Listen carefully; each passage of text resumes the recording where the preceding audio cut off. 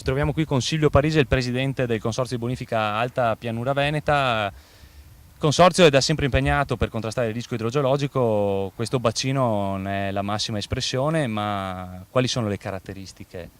Allora, questo bacino come caratteristica credo che di quelli che sono stati costruiti, che sono oggi in funzione, è l'unico a tutt'oggi che non ha bisogno, una volta finito, dell'opera manuale delle persone, perché questo è tutto quanto un sistema meccanico, cioè automatico. Praticamente uno sfioro a un certo punto, quando l'acqua aumenta di altezza e il fiume aumenta di portata, automaticamente l'acqua va a finire dentro il bacino che abbiamo qui alla nostra destra.